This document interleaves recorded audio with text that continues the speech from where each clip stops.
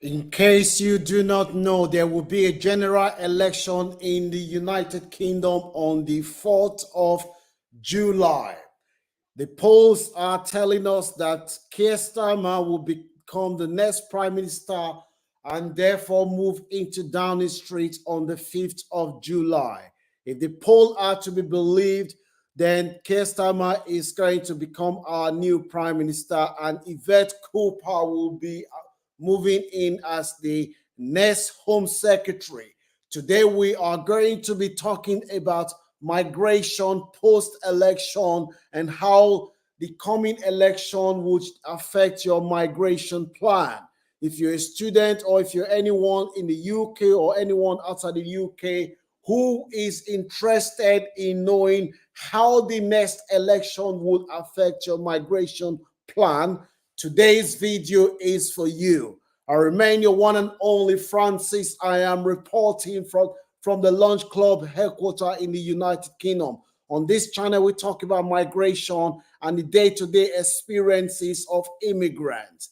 Who is Yvette Cooper? That is the lady who is going to become the next Home Secretary on the 5th of July, if the polls are to be believed. What we know about Yvette Cooper is that she is married to Ed Balls, and she was, before she became the Shadow Home Secretary, she was in charge of the Home Affairs Committee in the House of Parliament. She is a very experienced politician. Let me just read to you a quote from the Labour Party's manifestos, which promised that, I'm just going to read a quote. Labour will act to bring down migration, strengthen wages and conditions for Britain's worker, linking our skills plan for the young people with the jobs of our business needs to fill, and implement a practical plan to tackle small boats. That is the Labour's plan. The Labour Party is saying that they will reduce migration, that they are not going to allow the current system to continue. They are going to do something, because Labour Party knows full well that that is one of the areas that they were vulnerable. However, recent poll shows that most people now trust Labour more than the Conservative when it comes to migration, with polls showing that migration is one of the issues that is on the minds of most of the voters. No wonder the two parties are battling it out, wanting to be seen as being in charge. Some polls have called this election as migration election. Now, how does this affect your migration plan? We know between 1997, when Tony Blair was the prime minister, to 2010, 2.2 million people moved to the United Kingdom from mainly Eastern Bloc. That is the countries that joined the EU. We're looking at countries like Romania, Bulgaria, Hungary, and all those countries. That is where most of the people that moved to the UK between 2010 to 2010, that is where they moved from. Between 1997 to 2010, 2.2 million moved in, and mainly from Eastern Europe. That is what we know about Labour Party. We know that the Labour Party in the past, their policies tend to be more, they tend to favor more people coming to the work in the UK, but something has shifted. I can tell you something has shifted. This is what we know about Labour this time around, because they want to be seen to be more tough on immigration than the Conservative, and that is why they have made a commitment to cut down net migration. This is what we know. The Labour Party would not allow the current exploitation of workers in the UK. They may do something about it. However, it will not be their number one priority from the one. We also know that the student numbers, if you're planning to come to the UK as a student, you can be rest assured that Labour Party will not do anything to change the student graduate route. They may keep that, but this is not because they want to keep it. They will keep it because a lot of the universities in the United Kingdom will go bankrupt if they try to reduce international students from coming to study in Britain. That is why the Labour Party will keep student route will remain unchanged. Post-studies is likely to stay. Marriage route, they will keep marriage route. Currently, if you marry a British citizen within 5 years, after 5 years, you will get indefinite leave to remain. That is likely to remain unchanged. However, for those who are clamoring or expecting the Labour Party to announce amnesty for illegal immigrants, I can tell you that that is not going to happen.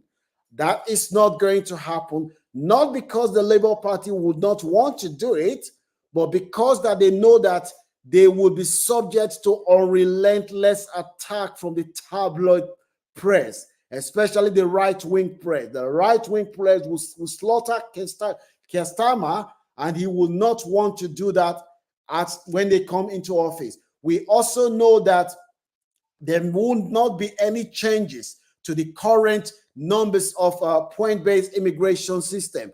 But this is what we know. The Labour Party has made a commitment to train more homegrown workers to fill jobs. Tell me, how long does it take to train a specialist cancer nurse? How long does it train to train a dentist? How long does it take to train a GP? So if it's going to take 5 or 7 years to train a doctor, are you going to tell me that within that 5 to 7 years that the Labour Party would allow patients to die in hospital? No, of course. No responsible government will want to do that. So whether you like it or not, forget all the noise. The reality is that it's going to take time to train the workforce at a time when the government is already struggling with high-level debt.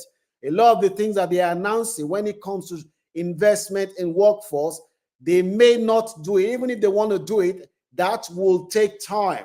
Therefore, the government has to allow some level of migration because that is the most sensible thing to do. I don't know how long you have been looking for a plumber or electrician lately. It is very, very hard to get tradesmen to come and do work. So how long is it going to take to train these people? It's going to take time. So the reality is that whether you like it or not, the government is going to have to adopt a pragmatic approach and allow some level of migration after the next general election. That's just because there is no enough skilled workers in the UK to do the job. So somebody has to do the job. And also the government has to compete with the fact that economic growth is central to the Labour Party's plan. They want the UK to have the highest economic growth in the G7 countries. How are you going to get economic growth if there are no people to do job?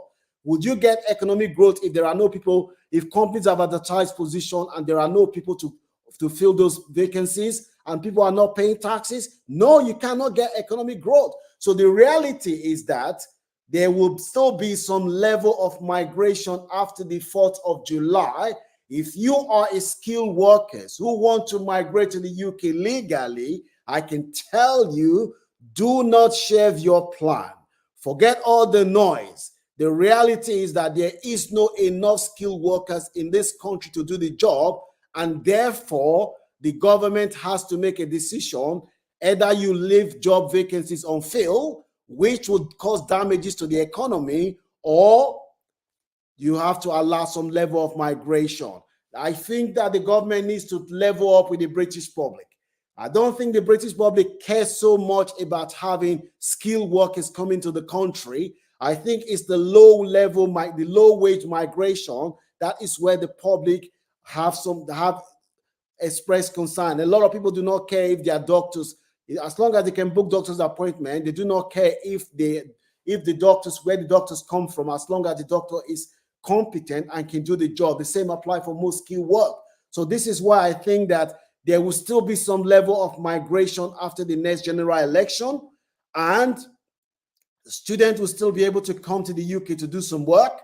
There won't be amnesty. Take it from me. If you're somebody who is hoping that after the next election, that there will be amnesty for all illegal immigrants in the UK, my friend, I am telling you now, take it from me that there will not be any amnesty in the UK.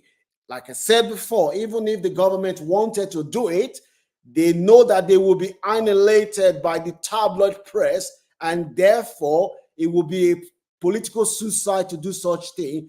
Keir Starmer is a very, very shrewd and sharp politician. You can see the way he dismantled the left wing of the Labour Party and pushed his agenda to the central ground of British politics. Whereas when he was campaigning, he campaigned as a left wing.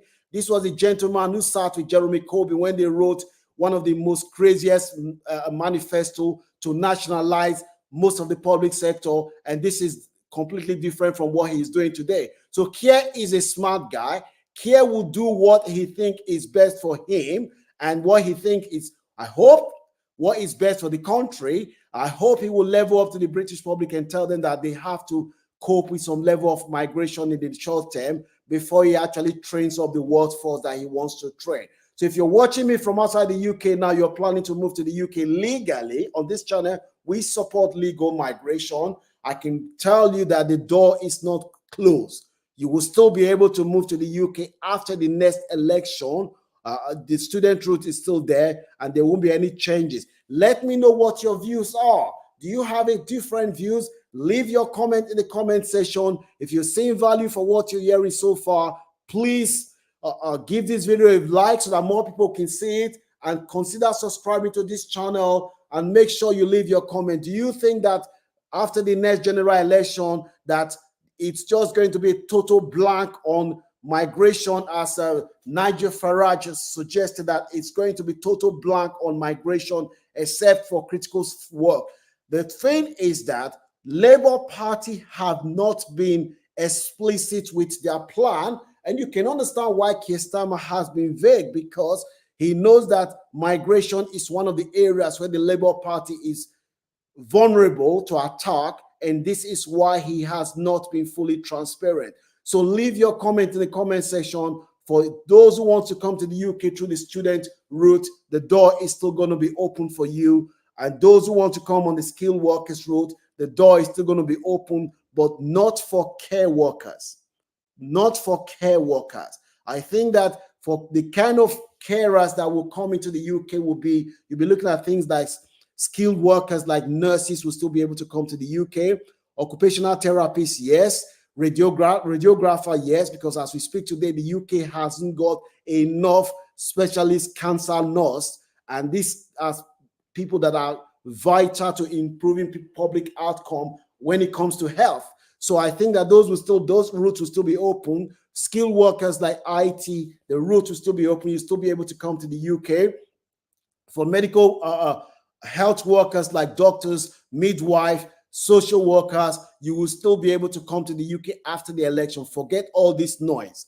Like I said before, the reason why the door cannot close is because there is no enough skilled workers in the UK who can do the job, and it will take time to train the workers that is required to do this job. It's not going to be overnight. If you're someone who wants the UK to shut its door completely, the question you should ask yourself is, are you ready to see people dying in hospital due to shortage of workers, or do you want people to come and do the job? That's the reality. Forget all the spin that politicians are putting on. I am telling you that the two options are simple.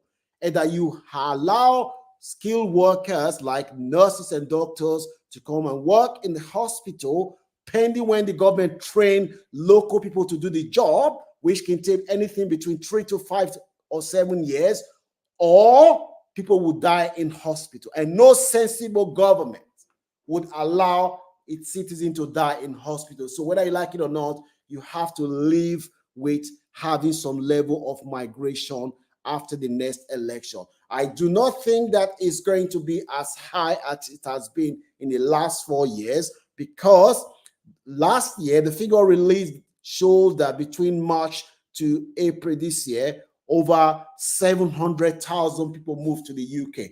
We're not going to see those kind of figures again. We are not going to see those type of figures again. The figures is going to come down significantly. I would predict something between 150 to 300,000 for the next coming years. If the government plans works out, they might be able to drop it. That depends on how well the economy is doing. Because if the economy is doing very well, the people will be needed to come and do the work. And one factor that you also have to consider if you're someone who want the UK to shut its door completely on migrant workers is that the government has to compete with, there are competing forces that the government has to deal with.